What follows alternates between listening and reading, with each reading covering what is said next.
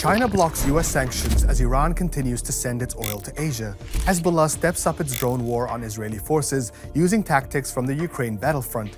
And the war claims an aviation casualty. Struggling Spirit Airlines collapses amid escalating jet fuel costs. Here are the latest developments in the war on Iran. So China's view is that we need to open the Strait of Hormuz as quickly as possible, and that actually applies to both sides.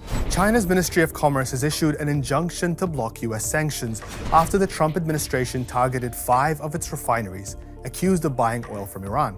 The blocking statute requires its companies not to comply with U.S. sanctions, which Beijing denounced as long-arm jurisdiction. This comes amid reports that some Iranian tankers are still reaching their destinations. A supertanker flying under the flag of Iran was spotted near Indonesia on Sunday by the website marinetraffic.com.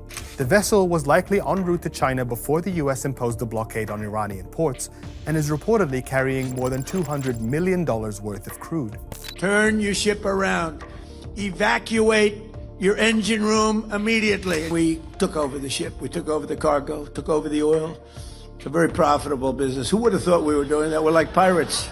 This was Donald Trump bragging about the seizure of Iran-linked cargo vessels crossing the Strait of Hormuz. Iran's foreign ministry spokesperson responded, saying it wasn't a verbal slip by the US president, but a damning admission of the criminal nature of their actions against international maritime navigation. Talks to end the war remained at an impasse, with both sides exchanging and rejecting proposals through Pakistani mediation. Trump says he's currently reviewing a 14-point plan offered by Iran, but said he was unlikely to accept it as they have not yet paid a big enough price. Fighting in southern Lebanon has entered a new phase as Hezbollah deploys first-person drones against Israeli forces. These small, low-flying drones are guided through a thin fiber optic cable rather than by GPS or radio signals. Known as first-person view or FPV drones, they were deployed widely in the Ukraine war and cost around $4,000 to make. They're hard to jam and harder to detect by Israel's conventional air defense systems, but the results can be devastating.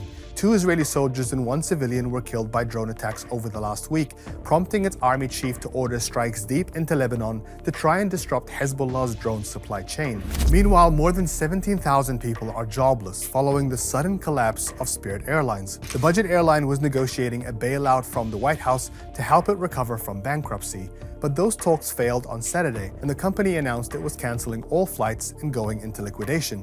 The price of jet fuel, which has doubled since the war on Iran began in February, was cited as a major factor. That's it from me today. Stay with us on Al Jazeera for all your updates in the war on Iran.